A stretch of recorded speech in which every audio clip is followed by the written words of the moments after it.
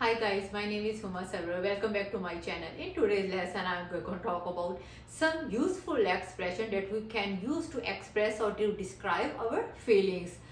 हम लोग काफ़ी दफ़ा ऐसे होता है कि हम सब में इमोशंस होते हैं, फीलिंग्स होती हैं. काफ़ी दफ़ा हम लोग कुछ सैड हो जाते हैं, काफ़ी दफ़ा हम लोग बहुत ज़्यादा हैप्पी होते हैं.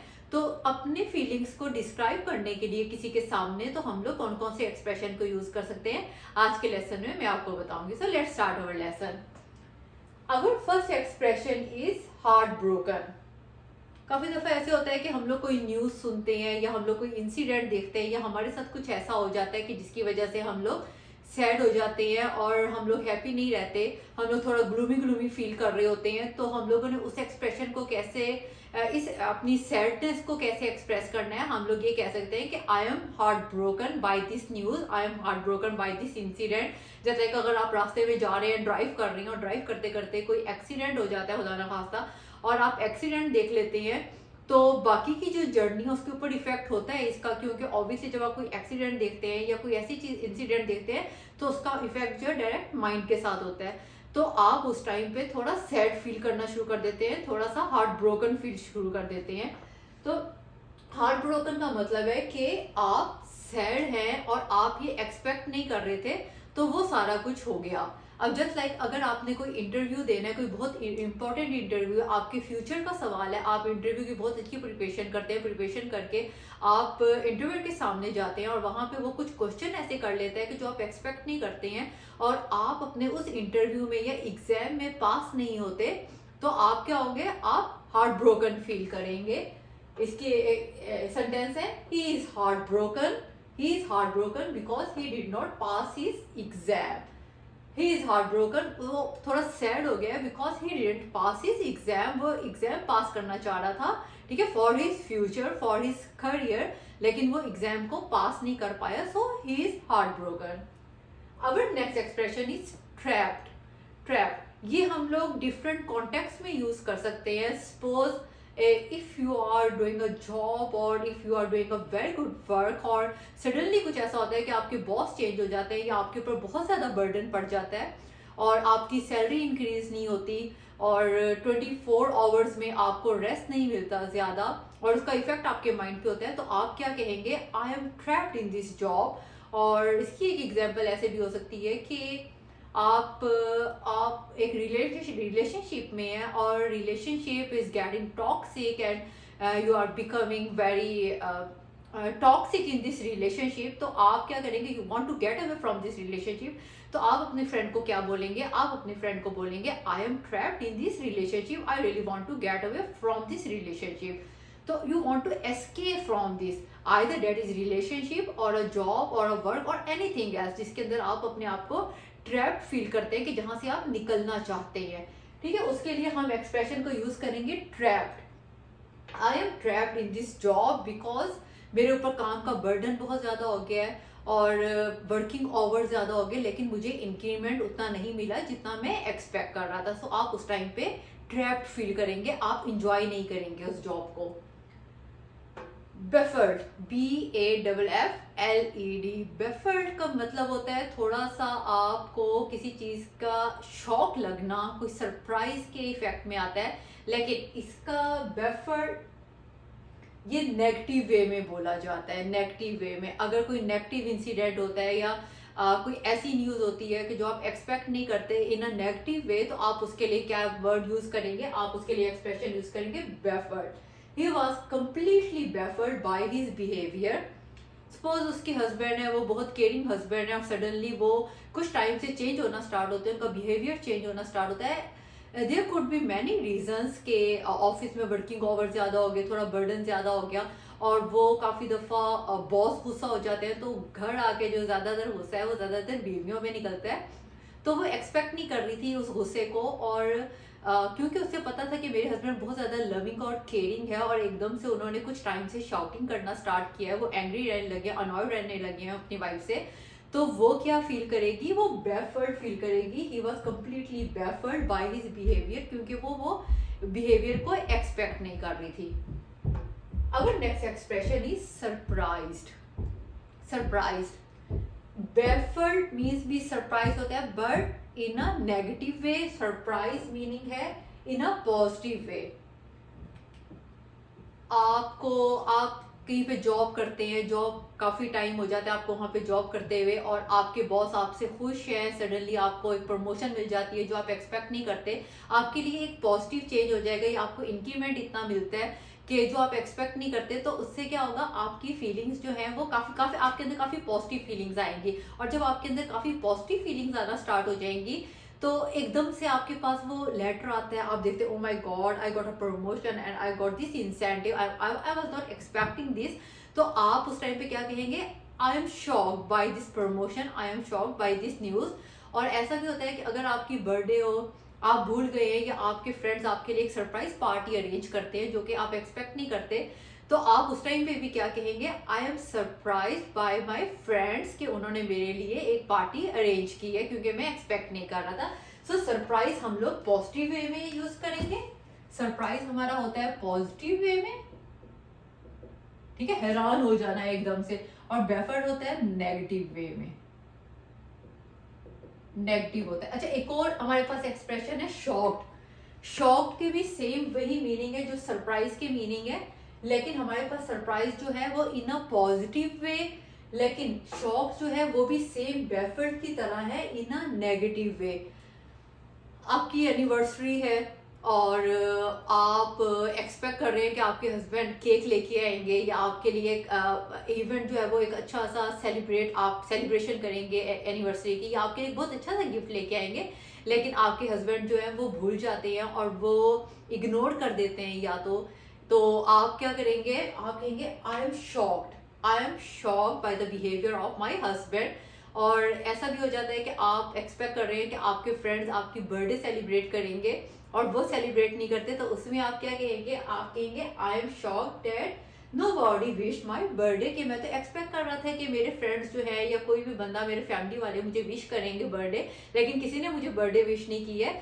तो वो एक सैड एक्सप्रेशन आ जाते हैं इंसान के ऊपर, यानी कि आप हैप्पी नहीं होते, आप ऑब्वियसली सैड रहना शुरू कर देते हैं। तो आप एकदम वो आपके लिए शॉक होता है कि यार मैं तो एक्सपेक्ट कुछ और कर रहा था लेकिन वो कुछ और किया, तो उसके लिए हम लोग शॉक का एक्सप्रेशन यूज करेंगे, उसके लिए हम सरप्राइज का एक्सप्रेशन यूज नहीं करेंगे, क्योंकि it's not an positive thing, it's not a positive thing. अगर पॉजिटिव थिंग होती तो हमने उसमें सरप्राइज का एक्सप्रेशन यूज करते। Next one is embarrassed. Embarrassed का मतलब है कि आप कुछ ऐसा हो जाता है जो आप नहीं करना चाहते, लेकिन अनइंटेंशनली वैसा हो जाता है और आप बाद में उसका गिल्ट फील करते हैं कि यार ये मैं नहीं करना चाह रहा था, या मैं इस तरीके से बिहेव नहीं करना चाह रहा था, लेकिन मेरे से अनइंटेंशनली इस तरीके से बिहेव हो गया। सपोज अब यही मैं एग्जाम्पल देती हूँ कि घर में कोई परेशानी हो तो हमें पता नहीं चलता, हम काफ़ी दफ़ा गुस्सा हो जाते हैं, या हमारे ऑफिस में कोई टेंशन चल रही हो, या हमारी फ्रेंड्स के साथ कोई लड़ाई हो जाती है, तो दूसरे फ्रेंड वो हमारा बिहेवियर थोड़ा चेंज हो जाता है, क्योंकि एक फ्रेंड से लड़ाई हुई है तो उसका इफेक्ट जो है दूसरे फ्रेंड के ऊपर भी होता है। तो हमारा माइंड जो है वो टोटली उस फ्रेंड की तरफ जाता है कि जिसके साथ हमारी लड़ाई होती है, तो वो जो गुस्सा होता है वो हम लोग दूसरे फ्रेंड की तरफ उतारते हैं, और हमें कुछ टाइम के बाद रियलाइज हो जाता है कि यार वो तो उसका गुस्सा था, हमने किसी और के ऊपर क्यों उतारा, या हमारे ऑफिस का कोई था प्रॉब्लम था और हमने घर आके अपने सारे गुस्से को उतारा। तो हमें कुछ टाइम के बाद रियलाइज हो जाता है, तो हम कहते हैं कि हमें इस तरीके से बिहेव नहीं करना चाहिए था जिस तरीके से मैंने बिहेव किया। So you feel embarrassed at that time. The next day I felt embarrassed because of my behaviour, के नेक्स्ट डे मैं अपने बिहेवियर की वजह से काफ़ी एम्बेरस्ड फील कर रहा हूँ, क्योंकि मुझे उस तरीके से बिहेव नहीं करना चाहिए था जिस तरीके से मैंने बिहेव किया। So these are 6 expressions that we can use to express our feelings. Either we are sad, either we are happy, either we are embarrassed, either we are surprised. कोई भी हमारा एक्सप्रेशन होता है, either we are angry, ठीक है। किसी भी expression के लिए हम लोग इनको, किसी भी चीज के लिए हम इन एक्सप्रेशन को यूज कर सकते हैं। Number 1 is heart broken, if you feel sad. Trap का मतलब है कि अगर आप किसी चीज में बंद गए हो, आप निकलना चाह रहे हो वहां से लेकिन आप निकल नहीं पा रहे हो, तो इसका मतलब है आप वहां पे ट्रैप हो गए हो, ट्रैप। बेफल्ड का मीनिंग सेम शॉक की तरह होता है कि आप एकदम सरप्राइज हो जाते हैं, हाँ ये कैसे हो गया, but in a negative way. Surprise होता है in a positive way, shock भी सेम बेफल्ड की तरह है कि in a negative way. Embarrass next one है एम्बेरस्ड। एम्बेरस्ड का मतलब है कि आप से वो कुछ हो जाता है जो आपसे आप नहीं करना चाहते हैं और आपको बाद में फील होता है. Our next expression is disgust. Disgust disgust sorry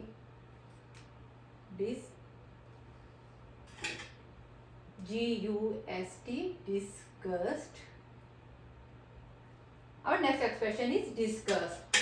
So what is the meaning of disgust? अगर आपको कोई साउंड जो है वो अनॉय कर रही है, या आप कोई चीज़ देखते हैं जो आपको अच्छी नहीं लगती, या किसी चीज़ का टेस्ट आपको अच्छा नहीं लगता, तो आप क्या फील करते हैं? You feel disgusted. अगर कोई खाना है आपके सामने, आपको उसका टेस्ट अच्छा नहीं लगता, या कोई चीज़ें ऐसी होती हैं कि जिसकी वजह से आप थोड़ा अनॉय हो जाते हैं, कुछ इंसिडेंट्स ऐसे होते हैं जिसकी वजह से आप अनॉयड हो जाते हैं, तो आप क्या कहेंगे कि I am disgusted by this food, I am disgusted by this incident, I am disgusted to see him और to see this.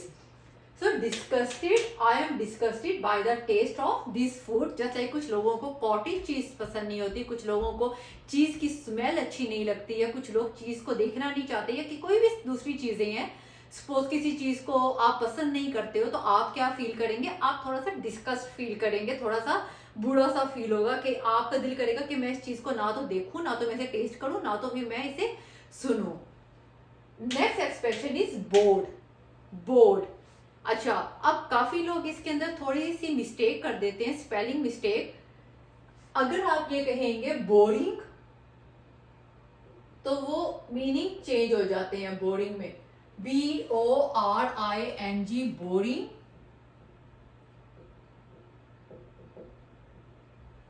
Okay, the meaning of board is, अगर आप किसी चीज से बोर हो गए हैं, अगर आप एक जगह रहते हैं, या एक तरह का काम डेली की एक रूटीन जाती है कि सुबह सो के उठे और सुबह सो के उठ के बस ठीक है सेम ऑफिस में चले गए, वहां पे थोड़ा सा काम किया, वापस आए, आके सो गए, और सेम तरह की रूटीन है, डेली रूटीन से आप काफी दफा बोर हो जाते हैं, तो आप उसके लिए क्या कहेंगे? I am getting bored by this routine, by this daily routine.